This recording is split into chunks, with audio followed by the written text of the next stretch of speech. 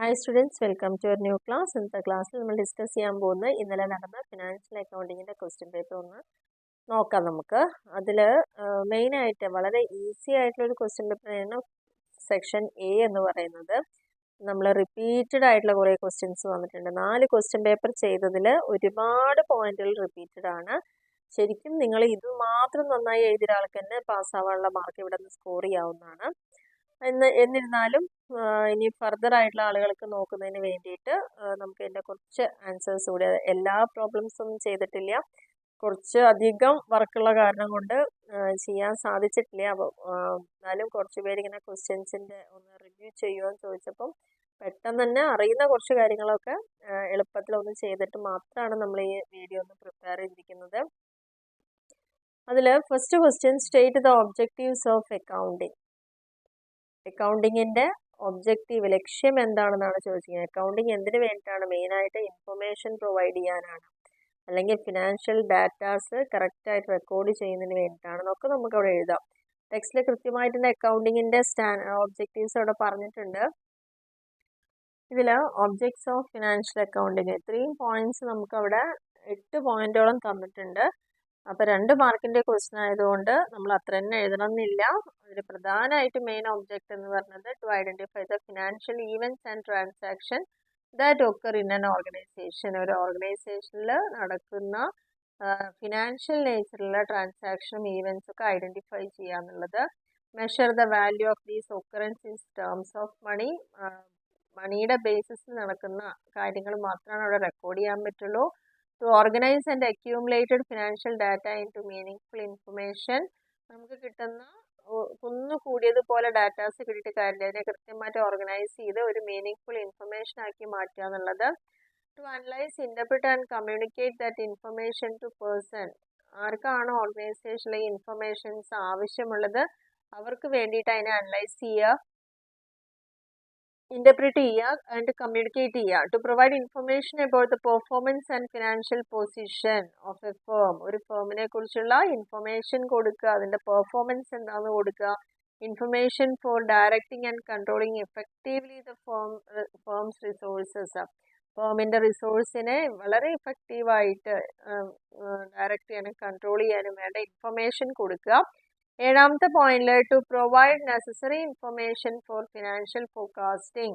നമുക്ക് ഭാവിയിലേക്ക് വേണ്ടതായിട്ടുള്ള ഒരു പ്ലാനിങ് ചെയ്യാൻ വേണ്ടി financial forecasting, formulation of various business policies, remedial measures എടുക്കാൻ വേണ്ടിയിട്ട് നമ്മൾ ചെയ്ത കാര്യങ്ങളിൽ ഏതെങ്കിലും ഡീവിയേഷൻ വന്നിട്ടുണ്ടെങ്കിൽ അത് കറക്റ്റായിട്ട് ഐഡൻറ്റിഫൈ ചെയ്യാനൊക്കെ വേണ്ടിയിട്ടും അതിന് വേണ്ട പരിഹാരം കൊടുക്കാനൊക്കെയാണ് ഇതിൻ്റെ ഒബ്ജക്ട്സിൽ പറഞ്ഞിരിക്കുന്നത്. അതിൻ്റെ 8ാമത്തെ പോയിന്റിൽ പറഞ്ഞിരിക്കുന്നത് to provide necessary data to the government. ഗവൺമെൻറ്റിനും വേണ്ട ഡാറ്റാസ് കൊടുക്കാൻ. Taking proper decision relating to duties, taxes, price control. കൃത്യമായിട്ട് ഡ്യൂട്ടി ചുമത്താൻ, ടാക്സുകൾ എടുക്കാൻ, അതേപോലെ തന്നെ പ്രൈസ് കൺട്രോൾ കൊണ്ടുവരാനൊക്കെ ഗവൺമെൻറ്റിന് വേണ്ട ഇൻഫർമേഷൻ കൊടുക്കുക എന്നുള്ളത് തന്നെയാണ്. അപ്പോൾ ഇത്രയും പോയിന്റ്, 8 പോയിന്റ് ഉണ്ട്. ഏതെങ്കിലും ഒരു 2-4 പോയിന്റ് എഴുതി കഴിഞ്ഞാൽ തന്നെ അവിടെ ഫുൾ മാർക്ക് സ്കോർ ചെയ്യാം. 2ാമത്തെ question, what is meant by hire purchase system. Repeated question ആണ്. അപ്പോൾ ആദ്യത്തെ 2 ക്വസ്റ്റ്യൻ റിപ്പീറ്റഡ് ആണ്. അപ്പോൾ എന്താണ് ഹയർ പർച്ചേസ് സിസ്റ്റം എന്ന് പറഞ്ഞു കഴിഞ്ഞാൽ നമ്മുടെ 3rd ചാപ്റ്റർ തന്നെയാണ്. അതിൽ ഹയർ പർച്ചേസിൻ്റെ മീനിങ് കൊടുത്തിട്ടുണ്ട് കൃത്യമായിട്ട്. ഹയർ പർച്ചേസ് എന്ന് പറഞ്ഞാൽ എന്താണ്? System under which the buyer enters into an agreement with the seller. Agreement with the seller to pay the price of the goods purchased. അതായത് നമ്മളൊരു ഗുഡ്സ് സെലക്ട് ചെയ്ത് കഴിഞ്ഞാൽ അവരുമായിട്ടൊരു അഗ്രിമെൻറ്റിൽ എത്തുകയാണ്. ആ ഗുഡ്സ് പർച്ചേസ് ചെയ്യുന്നത് ഇൻസ്റ്റാൾമെൻറ്റിൽ ഞങ്ങൾ ചെയ്തോളാം എന്ന് പറഞ്ഞത് ഒരു സിസ്റ്റമാണ്. ബയ്യർ സെല്ലറുമായിട്ട് അഗ്രിമെൻറ്റിൽ വരുന്നു, അതിൻ്റെ price of the goods instalment ആയിട്ട് കൊടുക്കാമെന്ന് പറയുന്നുണ്ട്. ഇവിടെ ബയ്യർക്ക് എന്ത് മാത്രം കിട്ടുക? ആ ഗുഡ്സിനെ കൈവശം വെക്കാനുള്ള അവകാശം ഫസ്റ്റ് ഇൻസ്റ്റാൾമെന്റ് കൊടുക്കുമ്പോൾ തന്നെ അവർക്ക് കിട്ടുന്നു എന്നുള്ളതാണ്. അല്ലെങ്കിൽ ഡൗൺ ഓർ സ്പോട്ട് പേയ്മെന്റ് അവിടെ ചെയ്യാറുണ്ട്. ഒരിക്കലും ഓണർഷിപ്പ് കിട്ടുന്നില്ല. ഇവിടെ കൈവശം വെക്കാനുള്ള അധികാരം മാത്രമേ ഉള്ളൂ. അതായത് അതിൻ്റെ റിയൽ ഉടമസ്ഥാവകാശം ഇവിടെ കിട്ടുന്നില്ല എന്നാണ് പറയുന്നത്. He becomes the owner only. എപ്പോഴാണ് ഇതിൻ്റെ ഒരു ഓണറായി മാറുന്നത്? ലാസ്റ്റ് ഇൻസ്റ്റാൾമെൻറ്റും കൂടി അടച്ചതിന് ശേഷം മാത്രമാണ് ഓണർഷിപ്പ് കിട്ടുന്നുള്ളൂ. അപ്പോൾ ഈ ഒരു സിസ്റ്റത്തിനാണ് ഹയർ പർച്ചേസ് എന്ന് പറയുന്നത്. Okay, next write short notes on share premium. Share പ്രീമിയത്തിനെ കുറിച്ച് ഒരു നോട്ട് എഴുതാൻ. നമ്മുടെ ഇഷ്യൂ ഓഫ് ഷെയർസ് ഉള്ള ചാപ്റ്ററിൽ, അതായത് ഷെയറിനെ കുറിച്ച് ഡിസ്ക്രൈബ് ചെയ്യുന്ന സമയത്ത് പറയുന്നുണ്ട് എന്താണ് പ്രീമിയത്തിന് ഇഷ്യൂ ചെയ്യുക എന്നുള്ളത്. ഷെയർ പ്രീമിയം എന്ന് പറയുന്നത് when shares are issued at a price higher than their face value. എത്രയാണോ ഷെയറിന്റെ ഫേസ് വാല്യൂ അല്ലെങ്കിൽ നോമിനൽ വാല്യൂ, അതിനേക്കാൾ ഉയർന്ന ഒരു വിലയ്ക്കാണ് നമ്മൾ ഇഷ്യൂ ചെയ്യുന്നതെങ്കിൽ അതിനെയാണ് എന്ത് പറയുന്നത്? ഷെയർസ് അറ്റ് എ പ്രീമിയം എന്ന് പറയുന്നത്. എക്സാമ്പിൾ പറഞ്ഞു കഴിഞ്ഞാൽ 10 രൂപ വിലയുള്ള ഒരു ഷെയറിന് നമ്മൾ 12 രൂപയാണ് ചാർജ് ചെയ്യുന്നതെങ്കിൽ അല്ലെങ്കിൽ ഇഷ്യൂ ചെയ്യുന്നതെങ്കിൽ ആ 2 രൂപ അതിന്റെ പ്രീമിയവും 10 രൂപ അതിന്റെ ഫേസ് വാല്യൂ ആണ്. അപ്പോൾ നോമിനൽ വാല്യൂവിനേക്കാൾ അധികമായിട്ട് എത്ര തുകയ്ക്കാണോ ചെയ്യുന്നത് അതിനെ തന്നെയാണ് ഷെയർ പ്രീമിയം എന്ന് പറയുന്നത്. ഇനി ഏതൊക്കെ സമയത്താണ് ഈ ഒരു ഷെയർ പ്രീമിയം റിസർവ് യൂസ് ചെയ്യുന്നത് കൂടി ഇവിടെ മനസ്സിലാക്കാനുണ്ട്. കമ്പനി പുതിയതായിട്ട് ബോണസ് ഷെയർസ് ഇഷ്യൂ ചെയ്യുമ്പോൾ, പ്രിലിമിനറി എക്സ്പെൻസ് റൈറ്റ് ഓഫ് ചെയ്യുമ്പോൾ, എക്സ്പെൻസുകൾ, കമ്മീഷൻ പെയ്ഡ്, ഡിസ്കൗണ്ട് അലൗഡ്, ഇത്തരത്തിലുള്ള ഇതെല്ലാം ഒരു ഡിബഞ്ചറോ ഷെയറിന്റെ മുകളിൽ ചെയ്യുമ്പോൾ ആ ചെലവുകളെ റൈറ്റ് ഓഫ് ചെയ്യാൻ വേണ്ടിയിട്ട്. Premium payable on the redemption of redeemable preference ഷെയറോ ഡിബഞ്ചറോ റിഡീം ചെയ്യുന്ന സമയത്ത് അതിന് പ്രീമിയം കൊടുക്കാൻ വേണ്ടിയിട്ട്. പിന്നെ സ്വന്തം ഷെയർസ് പർച്ചേസ് ചെയ്യുക, അതായത് ബൈബാക്ക് ചെയ്യാൻ വേണ്ടിയിട്ട്. ഇത്തരത്തിലുള്ള കേസിൽ മാത്രമാണ് ഇങ്ങനെ നമ്മൾ കളക്ട് ചെയ്യുന്ന ഈ ഒരു ഷെയർ പ്രീമിയം യൂസ് ചെയ്യുള്ളൂ. അടുത്ത ക്വസ്റ്റ്യനിൽ what is A balance sheet? Again repeated question ആണ്. അതിൽ ഷെയർ പ്രീമിയം എന്താണെന്ന് ഇതുവരെ ചോദിച്ചിട്ടുണ്ടായിരുന്നില്ല. അപ്പോൾ ആദ്യത്തെ 2 ക്വസ്റ്റ്യൻ റിപ്പീറ്റഡ് ആണ്. അപ്പോൾ 4ാമത്തെ ക്വസ്റ്റ്യനും റിപ്പീറ്റഡ് ആണ്. എന്താണ് ബാലൻസ് ഷീറ്റ്? ഒരുപാട് തവണ profit and loss, trading account, trial balance എന്താണെന്നൊക്കെ ചോദിച്ചിട്ടുണ്ട്. ഇവിടെ ബാലൻസ് ഷീറ്റ് എന്താണെന്ന് വീണ്ടും ചോദിച്ചിരിക്കുകയാണ്. നമ്മുടെ സെക്കൻഡ് ചാപ്റ്ററിൽ ഫൈനൽ അക്കൗണ്ട്സ് ഓഫ് പ്രൊപ്രൈറ്ററി കൺസേണിലാണ് വീണ്ടും ബാലൻസ് ഷീറ്റ് എന്താണെന്ന് ഓൾറെഡി നമ്മൾ പറഞ്ഞു കഴിഞ്ഞ കാര്യമാണ്. ഒരു ബിസിനസ്സിന്റെ നെറ്റ് റിസൾട്ട് അറിയാൻ വേണ്ടിയിട്ടാണ്, ഫിനാൻഷ്യൽ പൊസിഷൻ അറിയാനൊക്കെ വേണ്ടി നമ്മൾ യൂസ് ചെയ്യുന്ന ഒരു സ്റ്റേറ്റ്മെന്റ് ആണ് ബാലൻസ് ഷീറ്റ് എന്ന് പറയുന്നത്. അപ്പോൾ അതിൽ പ്രധാനമായിട്ട് ഈ ബാലൻസ് ഷീറ്റിൽ എന്തൊക്കെ കാര്യങ്ങൾ ഉണ്ടാവുക, ആ ഒരു പെർട്ടിക്കുലർ ഡേറ്റിന് അല്ലെ ബാലൻസ് ഷീറ്റ് സ്റ്റേറ്റ്മെന്റ് എന്ന് പറയുന്ന അസറ്റ്, ലയബിലിറ്റി, ക്യാപിറ്റൽ, ഒരു ബിസിനസിന്റെ ഒരു പെർട്ടിക്കുലർ ഡേറ്റിന് ഉള്ള അസറ്റ്, ലയബിലിറ്റിയും ക്യാപിറ്റലുമാണ് നോക്കുന്നത്. അത് പ്രിപ്പയർ ചെയ്യുന്നത് ഫിനാൻഷ്യൽ പൊസിഷൻ അറിയാനാണ്. അതുകൊണ്ടാണ് ഇതിനെ പൊസിഷൻ സ്റ്റേറ്റ്മെന്റ് എന്നറിയപ്പെടുന്നത് എന്നൊരു ക്വസ്റ്റ്യൻ വന്നിട്ടുണ്ടായിരുന്നു. ഇനി നെക്സ്റ്റ് ക്വസ്റ്റ്യനിൽ state the objectives of branch accounting. Branch അക്കൗണ്ടിങ്ങിന്റെ ഒബ്ജക്റ്റീവ്സ് എന്തൊക്കെയാണെന്നുള്ളതാണ് ചോദിച്ചിരിക്കുന്നത്. ഇവിടെ കൊടുത്തിട്ടുണ്ട് എന്തൊക്കെയാണ് ബ്രാഞ്ച് അക്കൗണ്ടിങ്ങിന്റെ ഒബ്ജക്ട്സ് എന്ന് പറയുന്നത്. ഒന്ന്, ആ ഒരു ബ്രാഞ്ചിന്റെ പ്രോഫിറ്റും ലോസും അസർട്ടൈൻ ചെയ്യാൻ വേണ്ടിയിട്ട്. രണ്ടാമത്, ആ ബ്രാഞ്ചിന്റെ ഫിനാൻഷ്യൽ പൊസിഷൻ അറിയാൻ വേണ്ടിയിട്ട്. ബ്രാഞ്ചിന്റെ ആക്ടിവിറ്റിനെ കൺട്രോൾ ചെയ്യാൻ വേണ്ടിയിട്ട്. അതേപോലെ തന്നെ ഓരോ ബ്രാഞ്ചിന്റെയും പ്രോഗ്രസും പെർഫോമൻസും ഒക്കെ അസസ് ചെയ്യാൻ വേണ്ടിയിട്ട്. ഓരോ ബ്രാഞ്ചിന്റെയും റിക്വയർമെന്റ്, എത്ര സ്റ്റോക്ക് വേണം, എത്ര ക്യാഷ് വേണമെന്ന് ആ റിക്വയർമെന്റ്സ് അസർട്ടൈൻ ചെയ്യാൻ വേണ്ടിയിട്ട്.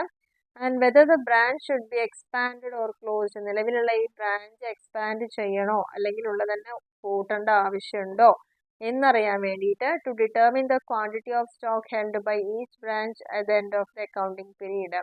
ഓരോ വർഷം അവസാനിക്കുമ്പോഴും ആ ബ്രാഞ്ചിൽ എത്ര ക്വാണ്ടിറ്റി ഓഫ് സ്റ്റോക്ക് ഉണ്ട് എന്ന് ഡിറ്റർമിൻ ചെയ്യാൻ വേണ്ടിയിട്ട്. ascertain whether the branch is yielding satisfactory rate of return on capital invested in it. നമ്മൾ എത്ര ക്യാപിറ്റലാണോ ഇൻവെസ്റ്റ് ചെയ്തിരിക്കുന്നത് അതിൽ നിന്ന് സാറ്റിസ്ഫാക്ടറി ആയിട്ടുള്ള റിട്ടേൺ നമുക്ക് കിട്ടുന്നുണ്ടോ അസർട്ടൈൻ ചെയ്യാൻ വേണ്ടിയിട്ട്.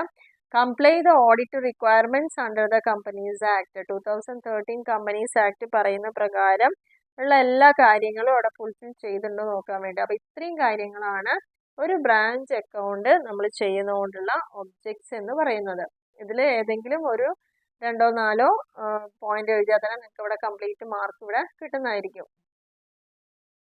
നെക്സ്റ്റ് 9ാമത്തെ ക്വസ്റ്റ്യനിൽ what do you mean by accounting standard? Repeated question ആണ്. 3 ക്വസ്റ്റ്യൻ പേപ്പറിലും തുടർച്ചയായി ചോദിച്ചൊരു ക്വസ്റ്റ്യൻ ആയിരുന്നു വാട്ട് ഈസ് അക്കൗണ്ടിങ് സ്റ്റാൻഡേർഡ് എന്ന് പറയുന്നത്. നമ്മുടെ ഫസ്റ്റ് ചാപ്റ്ററിൽ തന്നെ വന്ന ക്വസ്റ്റ്യൻ ആണ് അക്കൗണ്ടിങ് സ്റ്റാൻഡേർഡ്. എന്താണ് അക്കൗണ്ടിങ് സ്റ്റാൻഡേർഡ്? അതായത് പ്രിപ്പറേഷനും പ്രസന്റേഷനും റിപ്പോർട്ടിങ്ങും എന്തിൻ്റെ ഫിനാൻഷ്യൽ അക്കൗണ്ട്സ്. ഇത് ചില സ്റ്റാൻഡേർഡിനെ ബേസ് ചെയ്തുകൊണ്ട് മാത്രമാണ് ഫിനാൻഷ്യൽ അക്കൗണ്ട്സ് പ്രിപ്പയർ ചെയ്യാനോ പ്രസന്റ് ചെയ്യാനോ റിപ്പോർട്ട് ചെയ്യാനോ ഒക്കെ പറ്റുന്നത്.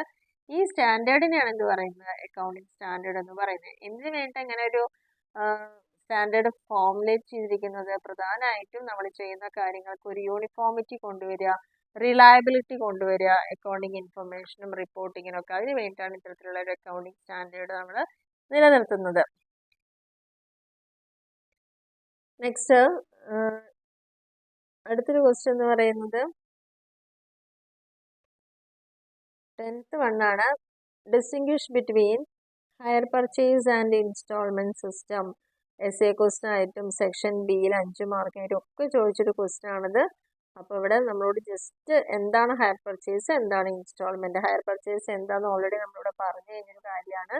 ഇൻസ്റ്റാൾമെന്റ് എന്ന് പറഞ്ഞു കഴിഞ്ഞാൽ നമ്മൾ ഒരു ഗുഡ്സിന്റെ പ്രൈസ് ഇൻസ്റ്റാൾമെന്റ് സിസ്റ്റത്തിൽ നമ്മൾ പ്രൊവൈഡ് ചെയ്യുക എന്നുള്ളതാണ്. ഹയർ പർച്ചേസിൽ എന്ന് പറയുമ്പോൾ അവിടെ നമുക്ക് ഓണർഷിപ്പും ആ സമയം തന്നെ കിട്ടുന്നു, അല്ലാണ്ട് ഒരിക്കലും പൊസിഷൻ മാത്രമായിട്ട് കിട്ടുന്നില്ല. അപ്പോൾ ഇൻസ്റ്റാൾമെന്റിൽ എന്ന് പറയുമ്പോൾ എന്ത് മാത്രമേ ഉള്ളൂ എന്ന് നേരത്തെ പറഞ്ഞത്, നമുക്ക് പ്രോസസ് ചെയ്യാനുള്ള അധികാരം മാത്രമേ ഉള്ളൂ, അവിടെ ഓണർഷിപ്പ് കിട്ടുന്നില്ല. പക്ഷെ ഹയർ പർച്ചേസ് ചെയ്ത് നമ്മളൊരു ഗുഡ്സ് വാങ്ങുമ്പോൾ തന്നെ നമുക്ക് ഓണർഷിപ്പ് വരെ ഒപ്പം തന്നെ ട്രാൻസ്ഫർ ചെയ്ത് കിട്ടുന്നു എന്നുള്ളതാണ് ഇതിൻ്റെ പ്രത്യേകത. ഇനി നെക്സ്റ്റ് പോയിന്റ് പറഞ്ഞിരിക്കുന്നത് വീണ്ടും ആ ഒരു സാക്രിഫൈസിങ് റേഷ്യോ കാണുക തന്നെയാണ്. അപ്പോൾ ഇതിനൊക്കെ നിങ്ങൾക്ക് ചിലപ്പോൾ ഒരു മാർക്കൊക്കെ അറ്റൻഡ് ചെയ്ത കുട്ടികൾക്ക് 1 മാർക്ക് വരെയൊക്കെ കിട്ടാനുള്ള സാധ്യത ഉണ്ട്. കാരണം ഇത് ഞാൻ പറഞ്ഞില്ലേ, അത്രത്തോളം നിങ്ങളുടെ സിലബസിൽ ഡീപ്പായി പോകുന്നൊരു പോർഷൻ അല്ല. പക്ഷെ നമ്മുടെ പ്രീവിയസ് ക്വസ്റ്റ്യൻ പേപ്പറിലെ പോലെ തന്നെ ഈ ഒരു പാർട്ടിൽ നിന്ന് ക്വസ്റ്റ്യൻസ് റിപ്പീറ്റ് ചെയ്തിട്ടുണ്ട്. ഇനി 12ാമത്തെ ക്വസ്റ്റ്യനിൽ ഡെറ്റേഴ്സ് സിസ്റ്റം എന്താണെന്നുള്ളതാണ് ചോദിച്ചിരിക്കുന്നത്. അപ്പോൾ ബ്രാഞ്ച് അക്കൗണ്ടിങ്ങിലാണ് ഇത് വരുന്നത്. ബ്രാഞ്ച് അക്കൗണ്ട്സിലാണ് ഡെറ്റേഴ്സ് സിസ്റ്റം എന്താണെന്നുള്ളത്. ബ്രാഞ്ച് അക്കൗണ്ട്സ് ഉള്ളതിൽ ഡെറ്റേഴ്സ് സിസ്റ്റത്തിൽ പറയുന്നുണ്ട്, under this method the head office prepares branch account for each branch. Head ഓഫീസിലാണ് ഓരോ ബ്രാഞ്ചിന്റെ അക്കൗണ്ട്സ് പ്രിപ്പയർ ചെയ്യുന്നത്. എന്തിനു വേണ്ടിയിട്ടാണ്? ഓരോ ബ്രാഞ്ചും നമുക്ക് ലാഭമാണോ നഷ്ടമാണോ ഉണ്ടാക്കുന്നതെന്ന് നമുക്ക് കൃത്യമായിട്ട് അറിയാൻ വേണ്ടിയിട്ടാണ്. അപ്പോൾ such branch account is nominal nature. ഇങ്ങനെ ഉണ്ടാക്കുന്ന ആ ബ്രാഞ്ച് അക്കൗണ്ട് നോമിനൽ നേച്ചറിലുള്ളതാണ്. ബ്രാഞ്ച് അക്കൗണ്ട് എപ്പോഴും എന്തിന്റെ കോമ്പിനേഷനാണ്? Trading and P and account, balance ഷീറ്റിന്റെ. ഓക്കെ, ആ ബ്രാഞ്ചിന്റെ ഈ 3 കാര്യങ്ങളും അതിലുണ്ടായിരിക്കും. അതേപോലെ തന്നെ branch is assume to be a debtor of head office. Head ഓഫീസിനെ സംബന്ധിച്ചോളം ഒരു ബ്രാഞ്ച് എന്ന് പറയുന്ന ആരായിട്ടാണ് കണക്കാക്കുന്നത്? ഒരു ഡെറ്റർ ആയിട്ടാണ് കണക്കാക്കുന്നത്. അപ്പൊ ഈ ഒരു സിസ്റ്റത്തിനെ തന്നെയാണ് എന്ത് പറയുന്നത്? ഡെറ്റേഴ്സ് സിസ്റ്റം എന്ന് പറയുന്നത്. അടുത്ത ക്വസ്റ്റ്യൻ ആണ്, comment on the advantages of preference shares. Preference share എന്താണെന്ന് എഴുതാൻ അഡ്വാൻറ്റേജ് എന്താണുള്ളത്. അപ്പൊ നമ്മള് ഈ ഒരു ഇഷ്യൂ ഓഫ് ഷെയർസ് എന്നുള്ള ചാപ്റ്ററിൽ തന്നെ അത് ഇക്വിറ്റി ഷെയറും പ്രിഫറൻസ് ഷെയറും തമ്മിൽ ഡിഫറൻസ് പറയുന്നുണ്ട്. അതിൽ ആ പ്രിഫറൻസ് ഷെയറിന്റെ മാത്രം എഴുതിയാൽ തന്നെ നിങ്ങൾക്ക് മാർക്ക് കിട്ടും. പ്രിഫറൻസ് ഷെയറിന്റെ അഡ്വാൻറ്റേജ് പറയുന്ന ഒരു ഹൈബ്രിഡ് സെക്യൂരിറ്റി ആണ്. ഡിവിഡൻഡ് റേറ്റ് അവിടെ ഫിക്സഡ് ആയിരിക്കും. അതുപോലെ ഇക്വിറ്റി ഷെയർ ഹോൾഡേഴ്സിന് കൊടുക്കുന്നതിനേക്കാൾ മുന്നേ ആണ് ഇവർക്ക് കിട്ടുന്ന ഡിവിഡൻഡ് എന്ന് പറയുന്നത്. അപ്പോൾ ഇതൊരു അഡ്വാൻറ്റേജ് ആണ്. ക്യാപിറ്റൽ എപ്പോഴും റീപേ ചെയ്യുന്ന ഒരു സ്റ്റിപ്പുലേറ്റഡ് പീരീഡ് കഴിയുമ്പോഴായിരിക്കും. ഈ ഷെയർസ് ഒരിക്കലും എന്തില്ല, വോട്ടിംഗ് റൈറ്റ് ഇല്ല. ഇതിന്റെ അഡ്വാൻറ്റേജ് നമുക്ക് പറയാൻ പറ്റില്ല. ഇതിന് നോമിനൽ വാല്യൂ ഹയർ ആയിരിക്കും, എക്സ്പെൻസ് ഓൺ ഇഷ്യൂ എന്ന് പറഞ്ഞാൽ ഹയർ ആണ്. അപ്പോൾ ഇതൊക്കെ ഒരു ഡിസഡ്വാൻറ്റേജ് ആയിട്ട് പറയാം. അഡ്വാൻറ്റേജ് എന്ന് പറയുന്നത് ഒരു ഹൈബ്രിഡ് സെക്യൂരിറ്റിയുടേതായിട്ടുള്ള എല്ലാ കാര്യങ്ങളും ഇവിടെ ഉണ്ടായിരിക്കുക. ഡിവിഡൻഡ് റേറ്റ് ഫിക്സ് ചെയ്യുകയും ഇക്വിറ്റി ഷെയർ ഹോൾഡേഴ്സിന് മുന്നേ തന്നെ ഡിവിഡൻഡ് കിട്ടുകയും ചെയ്യുന്നു എന്നുള്ളതാണ് ഇതിന്റെ പ്രധാനപ്പെട്ട അഡ്വാൻറ്റേജ് എന്ന് പറയുന്നത്. കുറച്ച് പ്രിഫറൻസ് അവർക്ക് കിട്ടുക കുറേ കാര്യങ്ങളിൽ, പക്ഷെ വോട്ടിംഗ് റേറ്റും അങ്ങനെയുള്ള കാര്യങ്ങളൊന്നും അവിടെ ഉണ്ടാവില്ല. അടുത്ത ക്വസ്റ്റ്യനിൽ ചോദിക്കാം, what do you mean by repossession. ഹയർ പർച്ചേസിൽ വരുന്ന ഒരു ടേം ആണ് റീപൊസിഷൻ. ഡിഫോൾട്ട് ആൻഡ് റീപൊസിഷൻ നന്നായി നോക്കാൻ പറഞ്ഞൊരു ടേം ആണ്. ഇവിടെ ഹയർ പർച്ചേസ് കൃത്യമായിട്ട് പറയുന്നുണ്ട്. അതായത് ഹയർ പർച്ചേസർ അവരുടെ ഇൻസ്റ്റാൾമെന്റ് പേയ്മെന്റ് ചെയ്യുന്നതിൽ എന്തെങ്കിലും ഒരു വീഴ്ച വരുത്തുകയാണെങ്കിൽ ആ ഹയർ വെൻഡർക്ക് അല്ലെങ്കിൽ ആ സെല്ലർക്ക് എന്തിനുള്ള റൈറ്റ് ഉണ്ട്? ആ ഗുഡ്സ് ഒരു കോമ്പൻസേഷനും കൊടുക്കാതെ തന്നെ തിരിച്ചു പിടിക്കാനുള്ള, റിക്കവർ ചെയ്യാനുള്ള അവകാശം അവിടെ സെല്ലർക്ക് ഉണ്ട്. അപ്പൊ ഈ ഒരു ആക്ടിനെ, അതായത് taking back the possession of goods by hire vendor, hire വെൻഡറുടെ കയ്യിൽ നിന്ന് ഹയർ പർച്ചേസറുടെ കയ്യിൽ നിന്ന് ഈ ഗുഡ്സ് കംപ്ലീറ്റ് ആയിട്ട് പ്രോസസ് ചെയ്യണം, തിരിച്ചു പിടിക്കുകയാണെങ്കിൽ അതിനെ തന്നെയാണ് റീപൊസിഷൻ എന്ന് പറയുന്നത്. അടുത്ത ക്വസ്റ്റ്യൻ ആണ്, right short notes on higher vendor. Again ആ ഒരു ചാപ്റ്റർ തന്നെ റിപ്പീറ്റ് ചെയ്തിട്ടുണ്ട്, ഹയർ വെൻഡർ ആരാണെന്നുള്ളത്. ഇവിടെ അതിൽ ഹയർ പർച്ചേസ് അഗ്രിമെന്റിൽ വരുന്ന ടേംസുകളെ കുറിച്ച് പറയുന്നുണ്ട്. ഹയറർ ആരാണെന്നുള്ളത്. ഹയറർ എന്ന് പറഞ്ഞാൽ ബയർ ആണ്. ഹയർ വെൻഡർ ആരാണെന്നാണ് നമ്മുടെ ക്വസ്റ്റ്യനിൽ ചോദിച്ചിരിക്കുന്നത്. ഹയർ വെൻഡർ എന്ന് പറഞ്ഞാൽ ആരാണ്? Seller of goods. Goods higher purchase agreement പ്രകാരം ആരാണോ ഗുഡ്സ് സെല്ല് ചെയ്യുന്നത്, അല്ലെങ്കിൽ ആ ഗുഡ്സിന്റെ ഓണർ ആരാണോ അവരെയാണ് ഹയർ വെൻഡർ എന്ന് പറയുന്നത്. അപ്പൊ ഇത്രയാണ് നമ്മുടെ ഫസ്റ്റ് സെക്ഷനിൽ വന്ന ക്വസ്റ്റ്യൻസ് എന്ന് പറയുന്നത്. അപ്പൊ അതിലൊരു 2-3 ക്വസ്റ്റ്യൻസ് നമുക്ക് ഇതുവരെ കാണാത്തൊരു തരം ക്വസ്റ്റ്യൻസ് മാത്രമാണ്. ബാക്കി എല്ലാം റിപ്പീറ്റഡ് ക്വസ്റ്റ്യൻസ് ആണ്. അപ്പൊ അതുകൊണ്ട് തന്നെ നിങ്ങൾക്ക് ആ ഒരു ഫ്രണ്ടിൽ വരുന്ന ആ ക്വസ്റ്റ്യൻസ് നല്ല രീതിയിൽ തന്നെ എഴുതാൻ പറ്റിയിട്ടുണ്ടാവും എന്ന് വിചാരിക്കും. കാരണം ഇവിടെ എല്ലാം നമ്മൾ റിപ്പീറ്റ് ചെയ്തിട്ട് അതേപോലെ നോട്ട്സ് അടക്കം ഞാൻ കാണിച്ചു തന്ന കുറേ ക്വസ്റ്റ്യൻസ് ആണ് വന്നിരിക്കുന്നത്. ഇനി സെക്ഷൻ ബിയിലേക്ക് പോവുകയാണെങ്കിൽ first question differentiate between dependent branch and independent branch. 3 question പേപ്പറിൽ റിപ്പീറ്റ് ചെയ്തൊരു ക്വസ്റ്റ്യൻ ആണ്. എന്താണ് ഇൻഡിപെൻഡന്റ് ബ്രാഞ്ച്, എന്താണ് ഡിപ്പെൻഡന്റ് ബ്രാഞ്ച് എന്ന് അങ്ങനെ സെപ്പറേറ്റ് ആണ് ചോദിച്ചത്. ഇവിടെ രണ്ടും തമ്മിൽ ഡിഫറൻസ് ആയിട്ട് ചോദിച്ചു എന്നുള്ളതാണ് ഇതിന്റെ പ്രത്യേകത എന്ന് പറയുന്നത്. ബ്രാഞ്ച് അക്കൗണ്ട്സിലാണ് ഇത് വരുന്നത്. ഡിപ്പെൻഡന്റ് ബ്രാഞ്ച് എന്ന് പറയുന്നത്. ഡിപ്പെൻഡന്റ് ബ്രാഞ്ച് എന്ന് പറഞ്ഞു കഴിഞ്ഞാൽ എന്താണ്? അതിന് ഒരിക്കലും ഒരു complete record of its transactions maintain ചെയ്യാൻ പറ്റില്ല. കാരണം അത് വേറൊന്നിനെ ആശ്രയിച്ച് നിൽക്കുന്ന ഒരു ബ്രാഞ്ചാണ്. അതിന്റെ ഗുഡ്സ് എല്ലാം ഹെഡ് ഓഫീസിൽ റിസീവ് ചെയ്യുന്നു. ആൻഡ് പർച്ചേസ് ചെയ്യാൻ അതേഴ്സ് മറ്റുള്ള ആൾക്കാരിൽ നിന്ന് പർച്ചേസ് ചെയ്യാനുള്ള റൈറ്റ് അവർക്കില്ല, അല്ലെങ്കിൽ ഒരു പവർ ഇല്ല. അവർക്ക് ഗുഡ്സ് വേണമെങ്കിൽ ക്യാഷിനോ അല്ലെങ്കിൽ ക്രെഡിറ്റിനോ ഒക്കെ കൊടുക്കാം. And it works strictly according to the instructions of the head office. It does not maintain books of accounts. Dependent branch ഒരിക്കലും ബുക്സ് ഓഫ് അക്കൗണ്ട്സ് മെയിൻറ്റെയിൻ ചെയ്യുന്നില്ല. പകരം ഹെഡ് ഓഫീസിന്റെ ഇൻസ്ട്രക്ഷൻ എന്താണോ അതിനനുസൃതമായിട്ട് മാത്രമാണ് ഇവയ്ക്ക് വർക്ക് ചെയ്യാൻ സാധിക്കുള്ളൂ. ഇതാണ് ഡിപ്പെൻഡന്റ് ബ്രാഞ്ച് എന്ന് പറയുന്നത്. ഇതിൽ 5 മാർക്ക് ക്വസ്റ്റ്യൻ ആയതുകൊണ്ട് ഡിപ്പെൻഡന്റ് ബ്രാഞ്ച് അതിന്റെ നേച്ചറോ അല്ലെങ്കിൽ അതിന്റെ ആ ഒരു ഫീച്ചേഴ്സോ ഒക്കെ നിങ്ങൾക്ക് അവിടെ ആഡ് ചെയ്ത് എഴുതാവുന്നതാണ്. ഇവിടെ പിന്നെ ചോദിച്ചത് ഇൻഡിപെൻഡന്റ് ബ്രാഞ്ച് എന്താണെന്ന് ചോദിച്ചിട്ടുണ്ട്. ഇൻഡിപെൻഡന്റ് ബ്രാഞ്ച് എന്ന് പറഞ്ഞു കഴിഞ്ഞാൽ ഗുഡ്സ് ഹെഡ് ഓഫീസിൽ നിന്ന് റിസീവ് ചെയ്യുക ആൻഡ് ഓപ്പൺ മാർക്കറ്റിൽ നിന്നും അവർക്ക് പർച്ചേസ് ചെയ്യാവുന്നതാണ്. അവരുടേതായ സെയിൽസ് പോളിസി ഉണ്ടായിരിക്കും. എക്സ്പെൻസ് എല്ലാം മെറ്റ് ചെയ്യപ്പെടുന്നത് അതിന്റെ ഓൺ ഫണ്ട് കൊണ്ടായിരിക്കും. It does not remit cash to head office immediately. പെട്ടെന്ന് തന്നെ അവർക്ക് കിട്ടുന്ന ക്യാഷ് ഒന്നും ഹെഡ് ഓഫീസിലേക്ക് അയക്കേണ്ട ആവശ്യം വരുന്നില്ല. ഇൻഡിപെൻഡന്റ് ബ്രാഞ്ച് എന്ന് പറഞ്ഞാൽ പേര് പോലെ തന്നെ എന്താണ്? Maintain independent and complete set of double entry books. നേരത്തെ നമ്മൾ മറ്റേതിൽ പറഞ്ഞത് ഡിപ്പെൻഡന്റിൽ പറഞ്ഞത് ബുക്സ് ഓഫ് അക്കൗണ്ട്സ് മെയിൻറ്റെയിൻ ചെയ്യുന്നില്ല എന്നുള്ളതാണ്. പക്ഷേ ഇൻഡിപെൻഡന്റ് ബ്രാഞ്ച് ആണെങ്കിൽ അവർക്ക് ഓർഡിനറി വേയിൽ തന്നെ അതിന്റെ books of accounts double entry പ്രകാരം കീപ്പ് ചെയ്യേണ്ടതുണ്ട്. അപ്പൊ ഇതൊക്കെയാണ് ഇതിന്റെ ഒരു ഡിഫറൻസ് എന്ന് പറയുന്നത്. അടുത്ത ക്വസ്റ്റ്യൻ എന്ന് പറയുന്നത് discuss the advantages of accounting standard. നമ്മളോട് അക്കൗണ്ടിങ് സ്റ്റാൻഡേർഡ് എന്താണെന്നാണ് മാത്രമാണ് ഇതുവരെ ചോദിച്ചിട്ടുണ്ടായിരുന്നത് 2 മാർക്കിന്. ഇപ്പൊ അതിന്റെ അഡ്വാൻറ്റേജ് കൂടി ചോദിച്ചിട്ടുണ്ട്. പക്ഷെ നമ്മുടെ ടെക്സ്റ്റിൽ ചിലപ്പോൾ നിങ്ങൾക്ക് അത് ഉണ്ടായിക്കൊള്ളുന്നില്ല.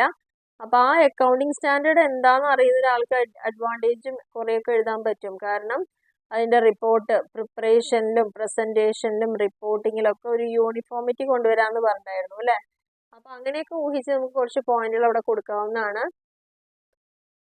ഇവിടെ അതിന്റെ main objectives attains uniformity attain ചെയ്യാൻ വേണ്ടിയിട്ട് നമുക്ക് കിട്ടുന്ന ഫിനാൻഷ്യൽ സ്റ്റേറ്റ്മെന്റ് എത്രത്തോളം റിലയബിൾ ആണ്, റിലയബിലിറ്റി ഒന്ന് ഇംപ്രൂവ് ചെയ്യാൻ വേണ്ടിയിട്ട്. അതുപോലെ ഫ്രോഡ്സ് എന്തെങ്കിലും ഉണ്ടെങ്കിൽ അതിനെ പ്രിവെന്റ് ചെയ്യാം. ആൻഡ് അക്കൗണ്ടിങ് മാനിപ്പുലേഷൻസ്, അക്കൗണ്ടിങ് എന്തെങ്കിലും തിരിമറികൾ ചെയ്യുക അല്ലെങ്കിൽ ഫ്രോഡുലന്റ് ആയിട്ടുള്ള കാര്യങ്ങൾ ചെയ്യുമ്പോൾ ഒക്കെ പ്രിവെന്റ് ചെയ്യാൻ പറ്റുക. ഓഡിറ്റേഴ്സിനെ അസിസ്റ്റ് ചെയ്യാൻ വേണ്ടി സാധിക്കും. ആൻഡ് കമ്പാരബിലിറ്റി, മറ്റുള്ള ഇതേപോലത്തെ സ്റ്റേറ്റ്മെന്റുമായിട്ട് കമ്പയർ ചെയ്യാൻ പറ്റണമെങ്കിൽ ഒരേ സ്റ്റാൻഡേർഡ് ഒരേ സ്റ്റാൻഡേർഡ് കീപ്പ് ചെയ്യുന്നവരായിരിക്കണം. And determining managerial accountability determine ചെയ്യാൻ സാധിക്കുക. Difficulty between choosing alternatives, restricted scope. വേറുള്ളൊരു ഓൾട്ടർനേറ്റീവ് നമുക്കിതിന് ബദൽ സംവിധാനം നേടുക എന്നുള്ളത് വളരെ ബുദ്ധിമുട്ടുള്ളൊരു കാര്യമാണ്.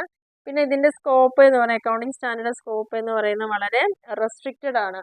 അപ്പൊ ഇത്രയാണ് ഇതിന്റെ ഒബ്ജക്റ്റീവ്സ് അല്ല അഡ്വാൻറ്റേജസ് എന്ന് പറയുന്നത്.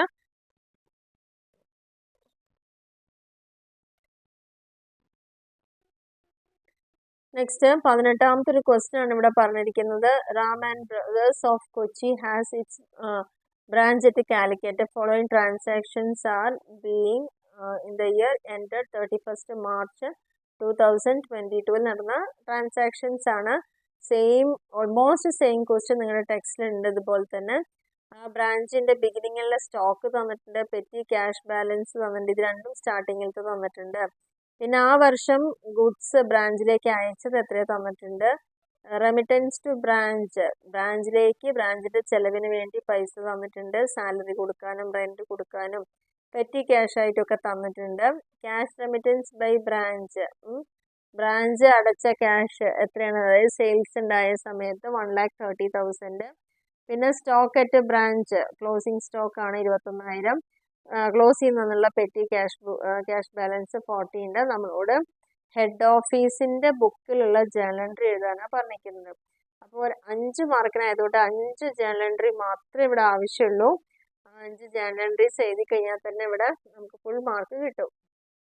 ആ ജേണൽ എൻട്രി എന്ന് പറയുന്നത് ഫസ്റ്റ് എന്താണ്, ഓപ്പണിങ്ങിലുള്ള സ്റ്റോക്കും പെറ്റി ക്യാഷും കാണിക്കാൻ വേണ്ടിയിട്ട്.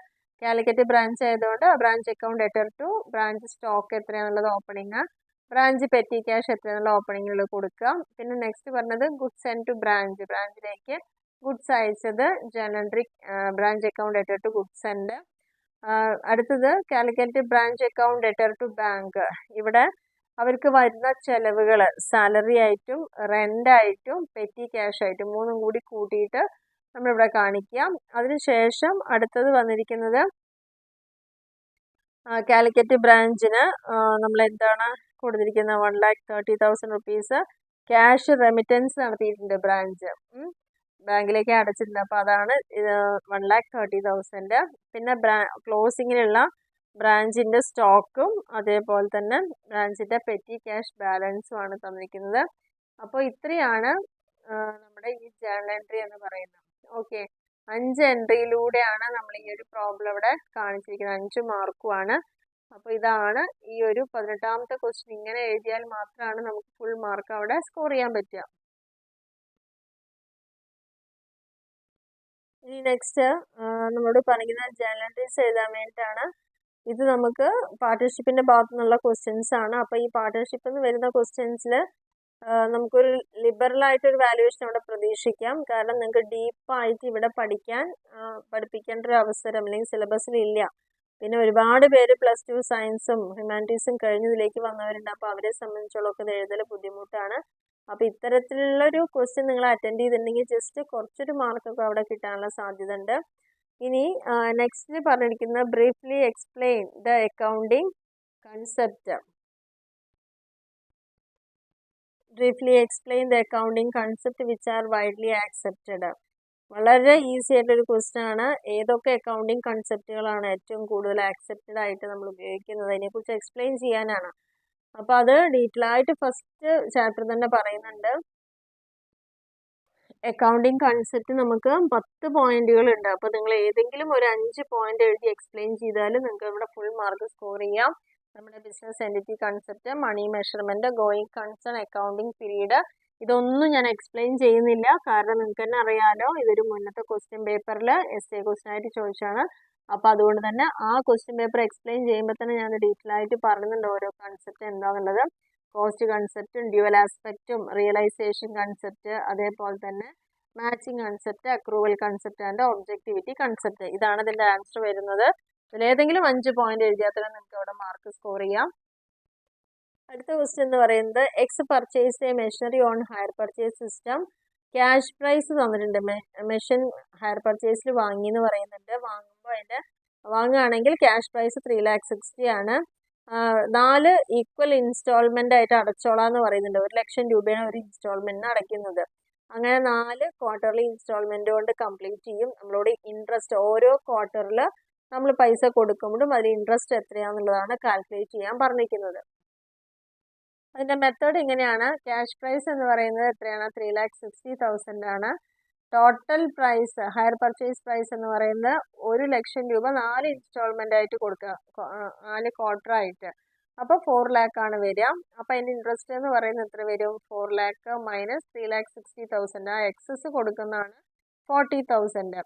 Number of instalment 4, quarterly instalment ഓരോ ക്വാർട്ടറിലും നമ്മൾ അടയ്ക്കുന്നത് 1 lakh ആണ്. ഓക്കെ, അപ്പോൾ ഫസ്റ്റ് ക്വാർട്ടറിൽ നമ്മൾ അടയ്ക്കുക പറയുമ്പോൾ 3,60,000. അപ്പോൾ അതിൽ അടയ്ക്കുന്ന എത്ര ഇൻട്രസ്റ്റ് എന്ന് പറയുന്നത് 40,000 ആ ടോട്ടൽ ഇൻട്രസ്റ്റ് പറഞ്ഞിട്ടുണ്ട് അല്ലേ. അപ്പോൾ 40/4 ഇൻസ്റ്റാൾമെൻറ്റ് പറഞ്ഞാൽ ഒരു ഇൻസ്റ്റാൾമെൻറ്റ് ഒപ്പം എത്ര അടയ്ക്കും നമ്മൾ 10,000 ഇൻട്രസ്റ്റ് ആയിട്ട് കൊടുക്കുന്നതാണ് പറയുന്നത്.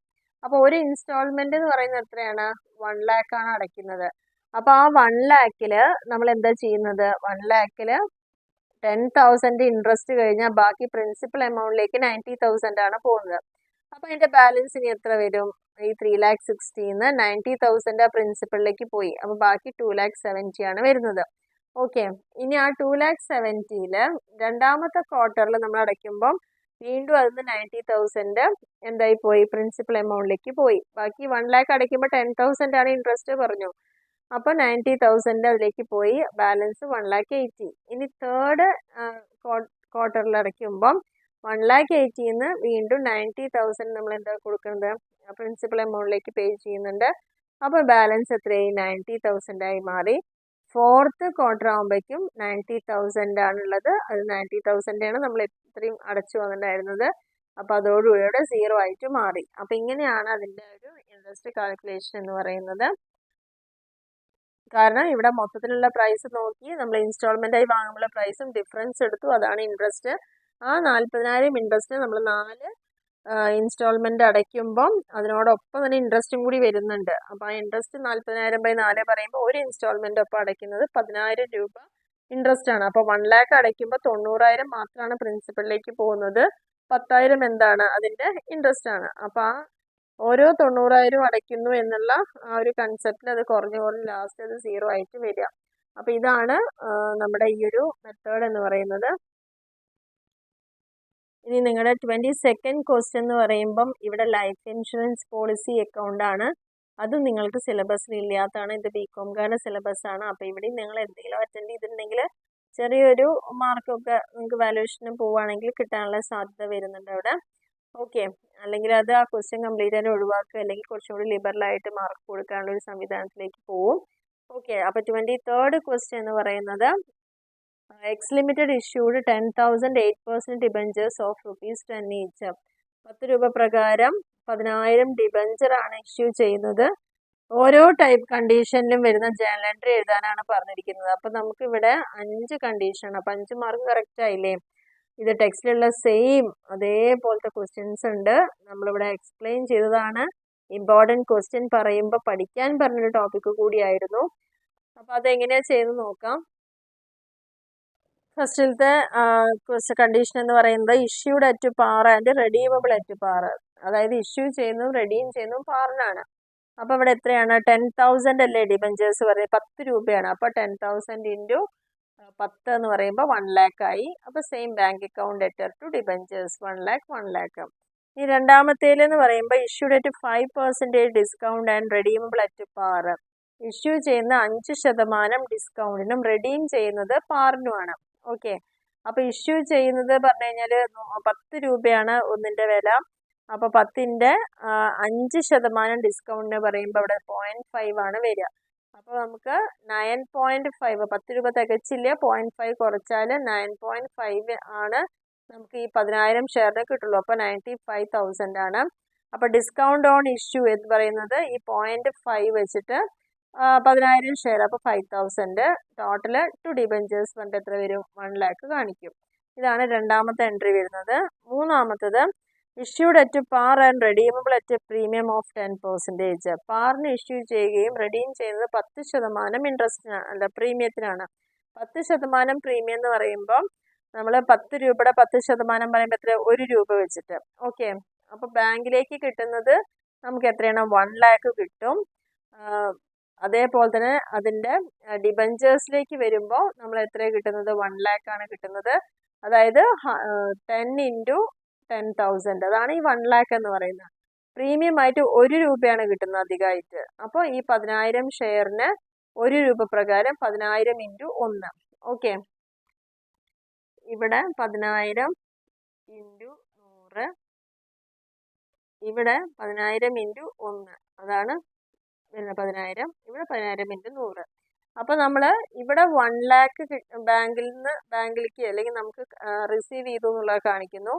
എത്ര രൂപയുടെ ഡിബഞ്ചേഴ്സിന് 10,000 ഇൻറ്റു 10. അപ്പോൾ ഇവിടെ 1 lakh വന്നു. ഒരു ഷെയറിൻ്റെ മുകളിൽ 1 രൂപയാണ് പ്രീമിയം. അപ്പോൾ 10,000 ഷെയറിന് എത്ര പ്രീമിയം കിട്ടി? 10,000 രൂപ പ്രീമിയം കിട്ടി. അങ്ങനെയാണെങ്കിൽ നമ്മുടെ ഈ ഒരു സൈഡിൽ 1,10,000 വന്നു, ഇവിടെ 1,00,000 ഉള്ളൂ. അപ്പോൾ ബാലൻസ് 10,000 ആണ്. ഈ പ്രീമിയം റെഡീം ചെയ്യുമ്പോൾ, പ്രീമിയത്തിന് റെഡീം ചെയ്യുമ്പോൾ നമുക്ക് ലോസ് തന്നെയാണ്, അധികം പൈസ അവിടെ കൊടുക്കേണ്ടി വരികയാണ്. അപ്പോൾ അത് നഷ്ടമായതുകൊണ്ട് ലോസ് ഓൺ ഇഷ്യൂ എന്ന് അവിടെ കാണിച്ചിട്ട് ആ 10,000 അവിടെ കാണിക്കുന്നു. ഇനി അടുത്തതിൽ ചോദിച്ചിരിക്കുന്നത് issued at 5% discount and redeemable at 10% premium. Issued at 5% discount എന്ന് പറഞ്ഞാൽ നേരത്തെ നമ്മൾ പറഞ്ഞ 0.5 ആണ് കുറയ്ക്കുന്നത്. അപ്പോൾ ബാക്കി 9.5 ഇൻറ്റു 10,000 ഷെയർ മാത്രമാണ് ഇവിടെ കിട്ടുന്നുള്ളൂ. ഇനി ഡിബഞ്ചർ എപ്പോഴും ഫുൾ പ്രൈസ് എത്രയാണ്? 10,000 ഇൻറ്റു 100 ആണ്. പ്രീമിയം എത്ര രൂപയാണ് വരുന്നത്? പ്രീമിയം 10% പ്രീമിയം പറഞ്ഞാൽ 1 രൂപ പ്രകാരം നേരത്തെ പറഞ്ഞ പോലെ തന്നെ. അപ്പോൾ 10,000. അപ്പോൾ ഇവിടെ 1,10,000 വന്നു, ഇവിടെ 95,000 വന്നു. അപ്പോൾ ബാലൻസ് എത്രയാണ് വരിക? 1,10,000 95 ലെസ് ചെയ്ത ബാലൻസ് 15,000 ആണ് ലോസ് ഓൺ ഇഷ്യൂയിലേക്ക് വരുന്നത്. നെക്സ്റ്റ് അഞ്ചാമത്തെ കേസ് എന്ന് പറയുന്നത് issued at 6% discount and redeemable at 6% premium. അപ്പോൾ ഇവിടെ നമ്മൾ ചെയ്യുന്നത് എന്താണെന്ന് വെച്ച് കഴിഞ്ഞാൽ ഡിബഞ്ചേഴ്സിൽ 10,000 ഇൻറ്റു 100 1,00,000 വരും. പ്രീമിയം വന്നിട്ട് 6% പ്രീമിയമാണ് പറഞ്ഞിരിക്കുന്നത്. അപ്പോൾ 10ൻ്റെ 6% എന്ന് പറയുമ്പോൾ 0.6 ആണ് വരിക. 10ൻ്റെ 6% എന്ന് പറയുമ്പോൾ 0.6. അപ്പോൾ നമ്മൾ ആകെ 10 രൂപയല്ലേ, അപ്പോൾ 10 രൂപ എന്ന് പറയുമ്പോൾ 10.6 ഇൻറ്റു 10,000 ഷെയർ. 10 രൂപയാണ് എൻ്റെ ഫേസ് വാല്യൂ. 6% പ്രീമിയത്തിൽ പറയുമ്പോൾ ഒരു 60 പൈസ കൂടി ഒരു ഷെയറിൻ്റെ മുകളിൽ കൂടുന്നു. അപ്പോൾ 10 പ്ലസ് 0.6 10.6 ഇൻറ്റു 10,000 ഷെയർ, അതാണ് 10,600 വരുന്നത്. ഇവിടെ 1,00,000 വന്നു. അപ്പോൾ ഇവിടെ നമുക്ക് വരുന്ന എമൗണ്ട് എന്ന് പറയുന്നത് 94,000 മാത്രമാണ് വരിക. കാരണം ഡിസ്കൗണ്ടിനാണ് ഇഷ്യൂ ചെയ്തിരിക്കുന്നത്. ഡിസ്കൗണ്ടിന് ഇഷ്യൂ ചെയ്യുക എന്ന് പറഞ്ഞു കഴിഞ്ഞാൽ 10ന്ന് നമുക്ക് 0.6 ആണ് അവിടെയും കുറയ്ക്കേണ്ടി വരിക. അപ്പം 9.4 ആണ് ഇവിടെ വരിക. 10 രൂപ വില. ആ 10 രൂപയിൽ ഡിസ്കൗണ്ട് എന്ന് പറയുന്നത് 6% ആണെങ്കിൽ 10ൻ്റെ 6% പറയുമ്പോൾ 0.6 അല്ലേ. അപ്പോൾ 10ന്ന് ഈ ഒരു 0.6 ലെസ് ചെയ്തിട്ട് എത്ര വരും? 9.4 ആണ് വരുന്നത്. ഓക്കെ, ആ 9.4 ഇൻറ്റു 10,000 ഷെയർസ് വരുമ്പോഴാണ്, ഡിബഞ്ചേഴ്സ് വരുമ്പോഴാണ് എന്തുണ്ടാവുന്നത്? ഈ 94,000 കിട്ടുന്നത്. പിന്നെ ഇവിടെ 1,00,000ഉം 10,600. അപ്പോൾ 1,10,600ൽ നിന്ന് ഈ 94,000 ലെസ് ചെയ്ത് കഴിഞ്ഞാൽ കിട്ടുന്നതാണ് 16,600. ഇതാണ് loss on issue of debenture പറഞ്ഞ് കാണിക്കേണ്ടത്. അപ്പോൾ ഇത്രയാണ് ഇതിൻ്റെ ഒരു ജേർണൽ എൻട്രി എന്ന് പറയുന്നത്. നെക്സ്റ്റ് നമുക്കൊരു ഇമ്പോർട്ടൻറ്റ് ലെഡ്ജർ അക്കൗണ്ട് പ്രിപ്പയർ ചെയ്യാൻ വേണ്ടിയിട്ടാണ്. 1 ജാനുവരിക്ക് ലക്ഷ്മൺ അസോസിയേറ്റ് 2 ട്രക്കുകൾ വാങ്ങി. 8 ലക്ഷത്തിൻ്റെയാണ്. ഹയർ പർച്ചേസ് സിസ്റ്റം പ്രകാരമാണ്.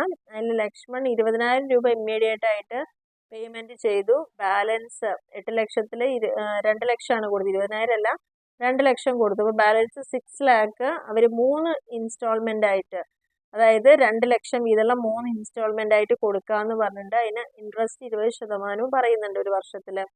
ആൻഡ് ഇൻസ്റ്റാൾമെൻറ്റ് എല്ലാം 2011 വരെ ചെയ്തു. 2010ലാണ് ഇത് വാങ്ങിയത്. ഫസ്റ്റ് ഇൻസ്റ്റാൾമെൻ്റ് അടച്ചു, പക്ഷെ അടുത്ത ഇൻസ്റ്റാൾമെൻ്റ് ഒന്നും അടയ്ക്കാൻ സാധിച്ചില്ല. അപ്പോൾ ആ ട്രക്ക് സെല്ലർ തന്നെ റീപ്രോസസ് ചെയ്തു 14 ലാക്കിന്. അപ്പോൾ അതിൽ ആ വാല്യൂ ഒക്കെ അഡ്ജസ്റ്റ് ആക്കിയിട്ടുണ്ട്. ലക്ഷ്മൺ ഡെപ്രീസിയേറ്റ് ചെയ്ത ട്രക്ക് 20% ഡിമിനിഷിങ് ബാലൻസ് മെത്തേഡിലാണ് ഡിപ്രീസിയേഷൻ കാണിച്ചിരിക്കുന്നത്. അതിൻ്റെ ഇമ്പോർട്ടൻറ്റ് ലെഡ്ജർ അക്കൗണ്ട്സ് എന്താണെന്നുള്ളതാണ് ചോദിച്ചിരിക്കുന്നത്. അപ്പോൾ അത് കുറച്ച് ഡീപ്പായിട്ട് ചെയ്യേണ്ട ഒരു പ്രോബ്ലമാണ്. അപ്പോൾ അതിവിടെ നമ്മുടെ ഹയർ പർച്ചേസിൽ ഇതേ ഒരു മോഡൽ ക്വസ്റ്റ്യൻസ് ഓൾറെഡി നമ്മൾ ചെയ്തിട്ടുണ്ട്. അവിടെ ഒരു 3 ട്രക്ക് പർച്ചേസ് ചെയ്തിട്ടുള്ളൊരു ക്വസ്റ്റ്യൻ റീപൊസിഷനൊക്കെ വന്നിട്ടുണ്ട്. അപ്പോൾ ആ ഒരു മോഡലാണ് ഈ ഒരു പ്രോബ്ലം അവിടെ ചെയ്യേണ്ടത്. ഇനി നമുക്ക് നെക്സ്റ്റ് ക്വസ്റ്റ്യനിലേക്ക് നോക്കാം. From the following trial balance. ഇത്രയും ഈസി ആയിട്ടുള്ളൊരു ഫൈനൽ അക്കൗണ്ട് ഇതുവരെ ചോദിച്ചിട്ടില്ല. കാരണം ഇവിടെ നമ്മളോട് പറഞ്ഞിരിക്കുന്ന trading and profit and loss account. Okay, balance sheet ഇവിടെ വേണ്ട.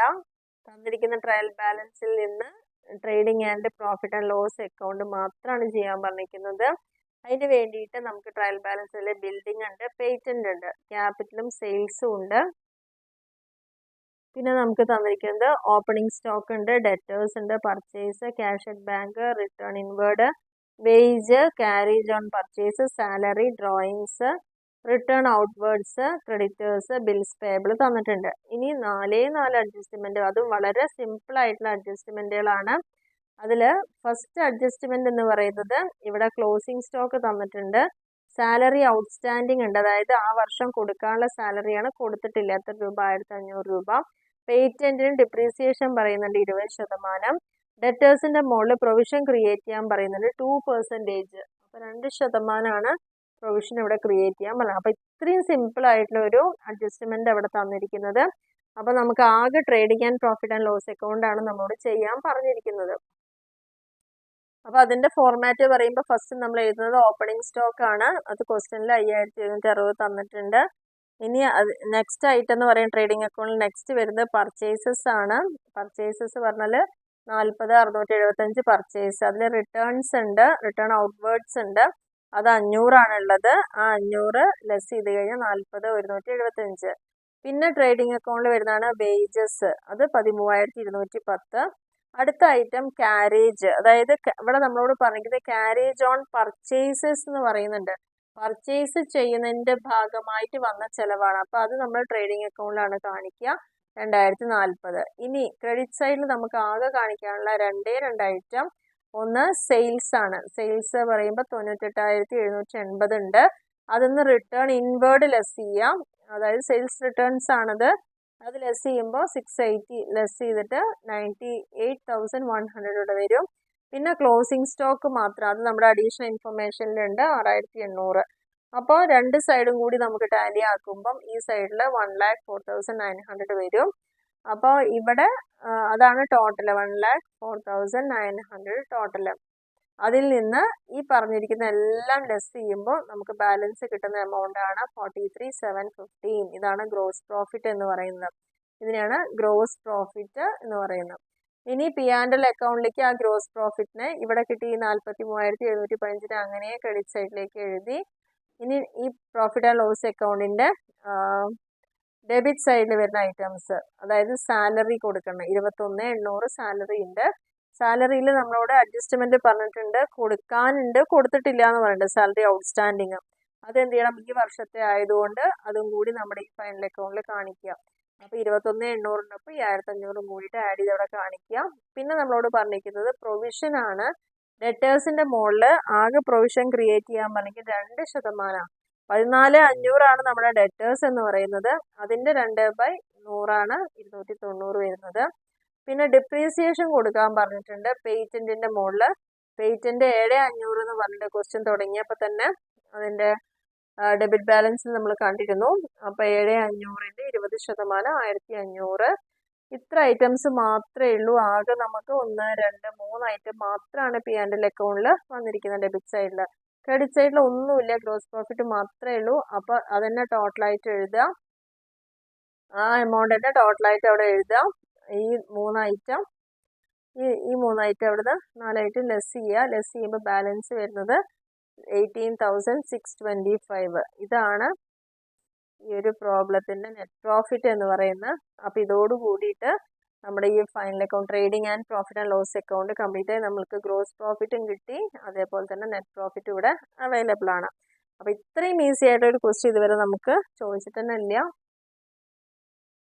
ഇനി നെക്സ്റ്റ് ക്വസ്റ്റ്യനിൽ പറയുന്നത് head office in Delhi has 2 branches, Mumbai and Chennai. ഡൽഹിയിലുള്ള ഒരു ഓഫീസിന് 2 ബ്രാഞ്ചാണ്, ബോംബെയിലും ചെന്നൈയിലുള്ളത്. ഗുഡ്സ് എല്ലാം കൺസൈൻ ചെയ്തിട്ടുണ്ട് ലോഡഡ് ഫിഗറിൽ, അതേപോലെ തന്നെ ഇൻവോയ്സ് പ്രൈസിൽ ആണെന്ന് പറയുന്നുണ്ട്.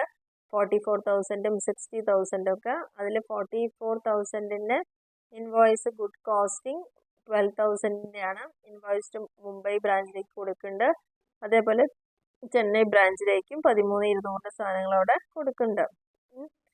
ഇനി നെക്സ്റ്റ്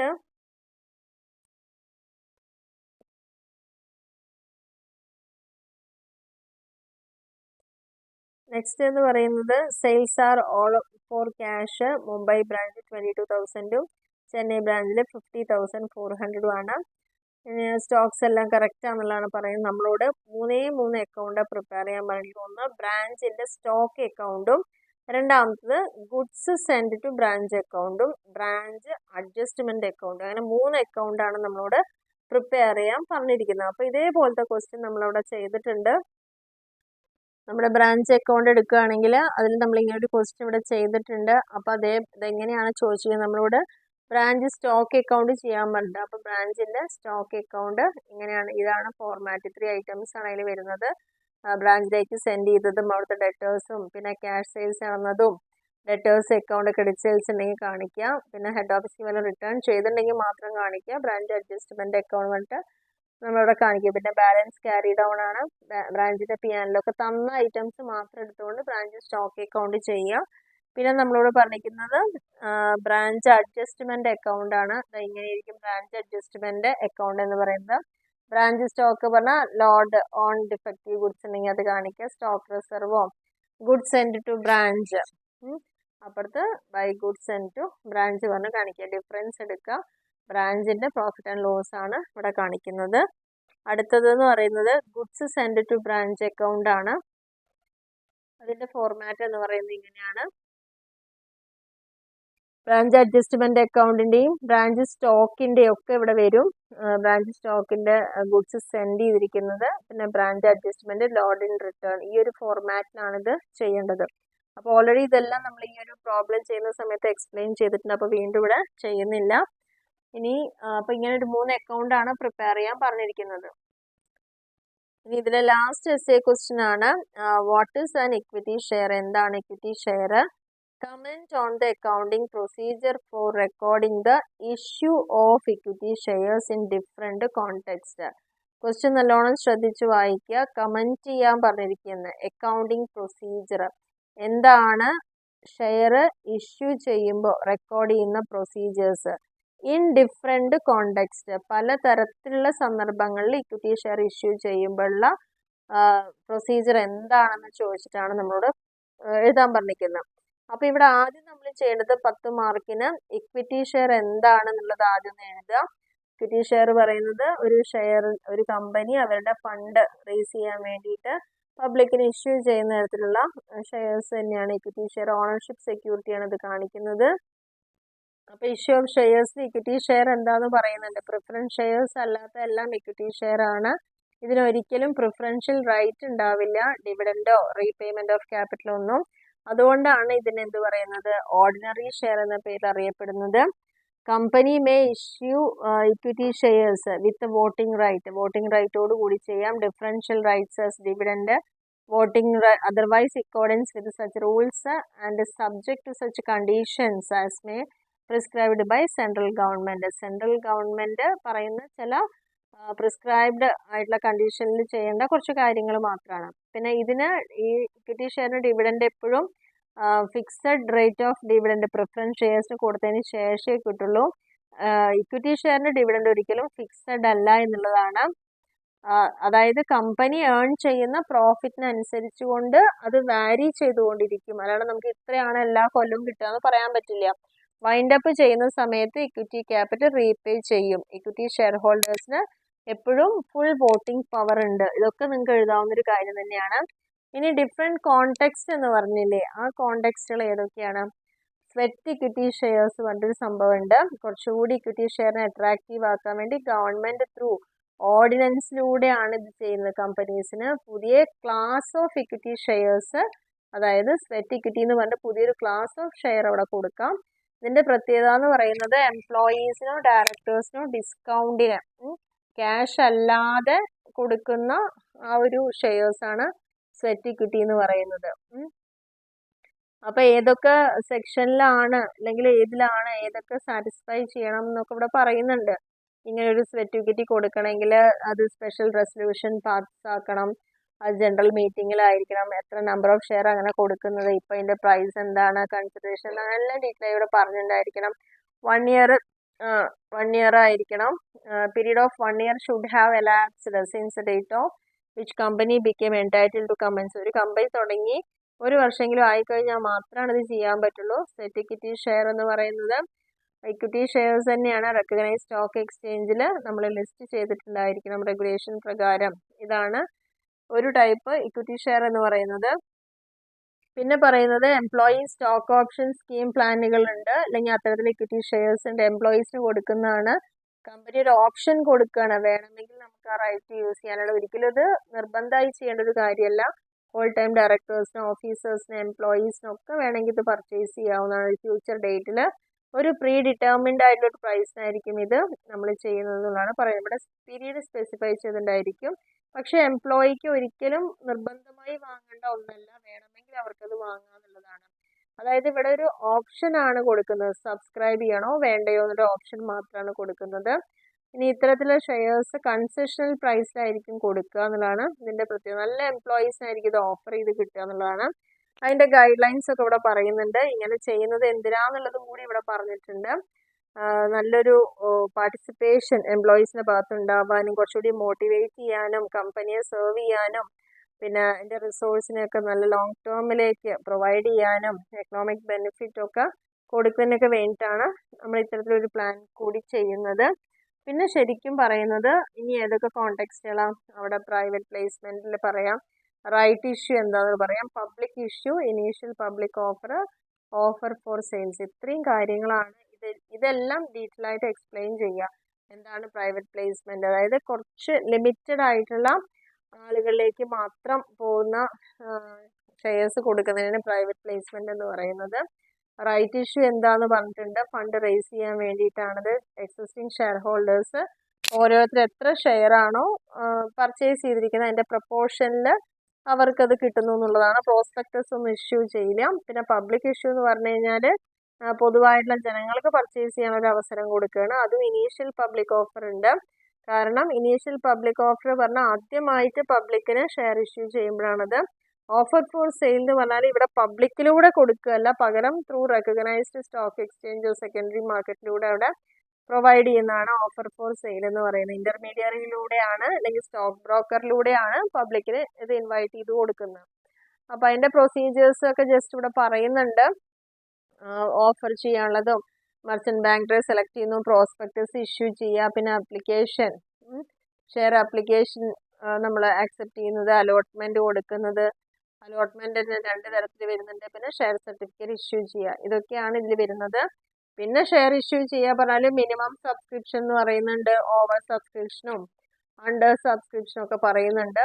അപ്പോൾ ആ കാര്യങ്ങൾ കൂടി വേണമെങ്കിൽ അവിടെ നിങ്ങൾക്ക് മെൻഷൻ ചെയ്യാം. ഇനി അതും അല്ലെങ്കിൽ അവിടെ എന്താണ് നമ്മൾ ഷെയർ എങ്ങനെയൊക്കെയാണ് ഡിസ്കൗണ്ടിനോ പാറിനോ പ്രീമിയത്തിനാണോ കൊടുക്കുന്നതൊക്കെ നോക്കാം. പിന്നെ ആ ഷെയറിന്റെ പ്രൊസീജിയേഴ്സ്, ഫസ്റ്റ് എൻ്റെ ആപ്ലിക്കേഷൻ മണി കൊടുക്കുന്നു, അലോട്ട്മെന്റ് കൊടുക്കുന്നു, കോൾ ഡ്യൂ ആവുന്നതും അങ്ങനെയൊക്കെയുള്ള കാര്യങ്ങൾ നിങ്ങൾക്ക് അവിടെ മെൻഷൻ ചെയ്യാം. അപ്പോൾ അതിലെല്ലാ കാര്യങ്ങളും ഉൾപ്പെടുത്തുകയാണെങ്കിൽ നല്ല രീതിക്ക് തന്നെ മാർക്ക് അവിടെ സ്കോർ ചെയ്യാൻ പറ്റും. അപ്പോൾ ഇത്രയാണ് നമ്മുടെ ഈ വർഷം നടന്ന അല്ലെങ്കിൽ ഇന്നലെ നടന്ന ഈ ഒരു ഫിനാൻഷ്യൽ അക്കൗണ്ടിങ്ങിന്റെ ഒരു ഓവറോൾ എന്ന് പറയുന്നത്. അപ്പോൾ അതിൽ നമ്മൾ റിപ്പീറ്റഡ് ആയിട്ട് തന്നെ കുറച്ച് ക്വസ്റ്റ്യൻസ് വന്നിട്ടുണ്ട്. എന്തായാലും നല്ലൊരു മാർക്ക് സ്കോർ ചെയ്യാം. എങ്ങനെ പോയി കഴിഞ്ഞാൽ നമ്മുടെ ഫസ്റ്റ് പാർട്ടിൽ തന്നെ ഒരു 20-22 മാർക്ക് വരെ സ്കോർ ചെയ്യാവുന്നതാണ്. മറ്റുള്ള സെക്ഷൻ ആണെങ്കിലും ഒട്ടും മോശമല്ലാത്ത രീതിയിൽ നമുക്ക് അറ്റൻഡ് ചെയ്യാൻ പറ്റുന്ന ക്വസ്റ്റ്യൻസ് ഒക്കെ ഉണ്ട്. സിലബസിന്റെ പുറത്തുനിന്ന് പറഞ്ഞു കഴിഞ്ഞാലും ബാക്കിയുള്ളതൊക്കെ നമുക്ക് പറ്റാവുന്ന രീതിയിൽ തന്നെ അറ്റൻഡ് ചെയ്യാവുന്ന ക്വസ്റ്റ്യൻസ് തന്നെയാണ്. എല്ലാവർക്കും നല്ല രീതിയിൽ എല്ലാവരും എക്സാം എഴുതിയിട്ടുണ്ടാവുമെന്ന് വിചാരിക്കുന്നു. ഇനി നെക്സ്റ്റ് ഡേയിൽ തന്നെ നമ്മുടെ മാർക്കറ്റിങ്ങിൻ്റെയും കൂടി ഒരു റിവ്യൂ അവിടെ ചെയ്യാം. Okay, thank you.